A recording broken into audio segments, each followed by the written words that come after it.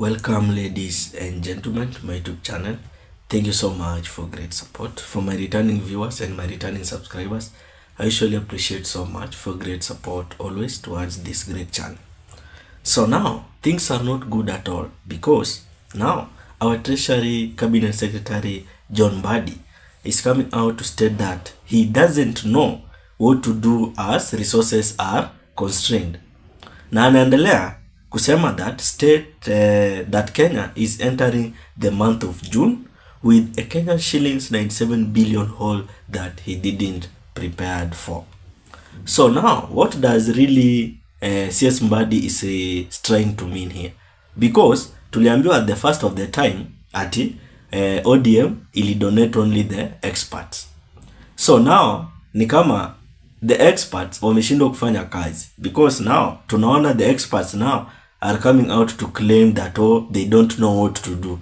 So you can clearly tell that now where we are now as the common managers and also the government, I think now the government is in a very very bad state because a whole CS for treasury, not just for education, a whole cabinet secretary for treasury mwenye ana deal na mapesa za country nini na nini hapa na pale, ana come out kutuuliza that I don't know what to do na anatuuliza that do I pay salary or stop paying salaries. So ukistop kupay salaries, how will the doctors be paid? How will the teachers be paid? How will be the security officers be paid? Meaning that now as a government already wamesha fail, hawana kitu ya kufanya. Kama cabinet secretary mwenyewe ana come out kutuuliza that I don't know what to do. Do I pay salaries or stop paying salaries? What does that mean? Hata yeye mwenyewe basi inamaanisha akose salary basi. In which in real sense we know that yeye mwenyewe hizi kosa salary, hawezi, ni kutuchocha tu anatuchocha. But in real sense is that now the government have now totally failed. Kuona kuwa that the CS is coming out to start asking us as the common mwananchi ati what to do, it means that now he has failed. Na tuliambiwa vizuri that ODM ili donate only the experts. So now the experts already wamefail. Unaona sasa ndio wanatokelezea, wanaanza kutuuliza maswali zenye hazifai. Ati I don't know what to do. Na si alikuwa expert. So what does it mean? Aendelee tu kufanya expert yenye alipeleka kwa government afanye. Asikuje kutuuliza ati I don't know what to do. Do I pay salaries or stop paying salaries? Inamaanisha that now the main idea here is to curb the corruption because all roots of this is all about corruption because kuna so many loopholes where unasikia ati Kenya mari na lose how many billions per day, sijui mara how many million per day. So hizo loopholes indekana like hizo loopholes wanazifill na wanaziziba kabisa. Such kind of loophole should not exist, and that's why you are seeing now the CS MBADI is coming out now to claim that hajui Kenya atafanya alipe salaries ama waache kulipa salaries ati because anasema that the resources are constrained. So now sisi hata kama resources iko constrained, so ana nini tax? KRA inasanya tax daily, usiku mchana tax inasanywa. So yeye kukuja kuanza kutuambia that siji ajua alipe mshahara ya watu ama akose kulipa mshahara ya watu doesn't even make sense. So I want us to watch the video of CS MBADI, then we proceed. But before we proceed, as we always do, don't forget to like the video. And if you're watching the video yet you have not subscribed, please don't forget to subscribe. It's just a reminder. Otherwise, thank you so much for that subscription. Let's watch the video of CS MBADI, then we proceed. The economic shutdown led to slowed economic growth in the country and failed meeting of our targets in terms of revenue collection. But we also did not conclude with IMF the 9th review. So we lost 765 million US dollars going to budgetary support. As we speak, the World Bank's funding or BOP seems to be going to July because one of the things is that some of the legislations that were precedent to the release of these funds, Mr. Speaker, delayed in the legislative process. The conflict of interest bill was a key bill for World Bank to give us the funding. And when it was unlocked, there was no time to take our approval to the board. Now you see we are going to June 30th with 97 billion whole that I did not prepare for as Cabinet Secretary. Now, these are challenges, Mr. Speaker, which inhibit our release of funds.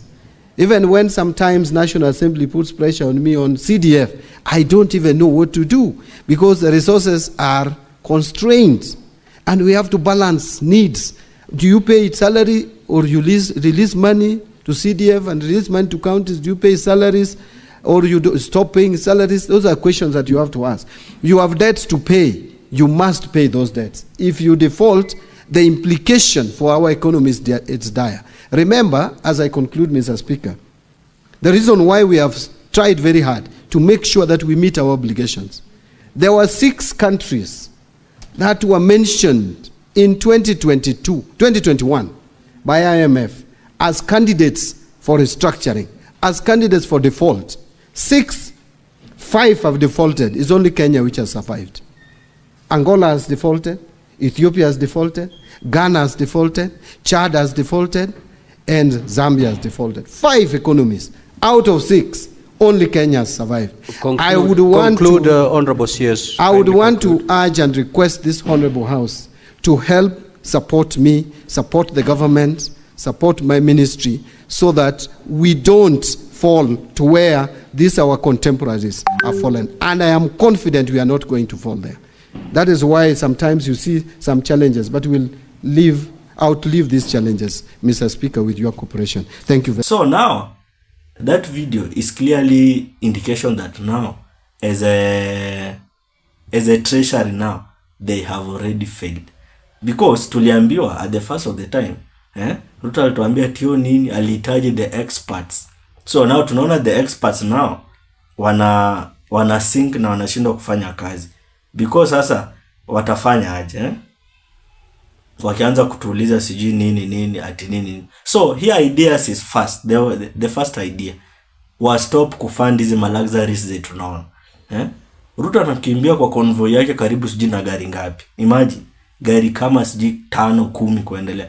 Na hizi gari ni fuel guzzlers. Gari kimbi with a minimum of half a tank. So you can clearly tell that now hizi luxuries zenye tunaona kwa hizi government officials waachane nazo, because mtu unakimbia na gari kama 7, 8, 9 na hizo gari zote unatumia tu moja yenye wao unakalia na other securities wengine. So haja gani ukimbie na gari kama 20 na hizo zote the taxpayers money unatumia? And that's why unaona sahi CS MBADI ana come out kutuambia ati sijui resources are so constrained. How is it possible so constrained na KRA inasanya tax usiku na mchana? Hao wenyewe ndo wanajua mali wanapeleka hizi pesa. So the government spends too much, and you can clearly tell this government yenye tuko nao sahi, kwanza hii Kenya Kwanza, wana spend so much, and this money is on fuel for unreasonable state of officers, because unapata that Ruto convoy yake iko na state officers wengi hivi. Unashanga hao wote wanaenda kufanya nini? Na hao state officers ujue wako na security, hiyo gari vilitakimbia, the fuel, the maintenance, all depends on the taxpayers money.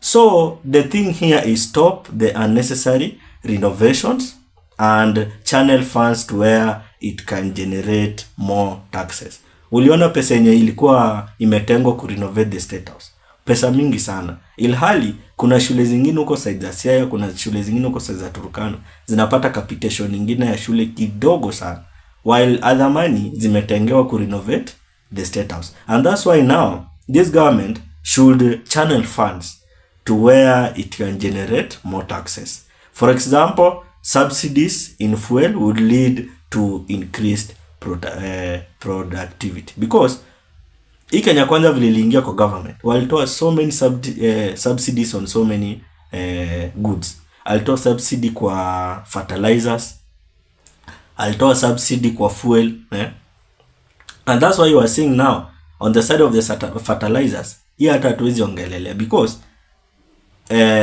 William Samoei Ruto mwenyewe alisema that yeye mwenyewe anajua vile atafanya on the side of the fertilizers. So hiyo mambo ya fertilizers naye hatuwezi ongelea because now as a government hao walijiona that ati hao ndo wanajua, the experts ndio hao walidonetiwa, the likes of kina John MBADI, sasa ndio yao ameshindwa kufanya kazi, wanakuja kutulalamikia sijui mara afanye nini. You know, hiyo ni problem yao. Hao wenyewe ndo wamejitakia hiyo yote because they refused to listen to a common mwananchi. Wakaona that hao wanaweza kaa kivyao as a government na wafanye shughuli yao bila kusikiza the common mwananchi. So now drop your opinion at the comment section. Otherwise, thank you so much for great support.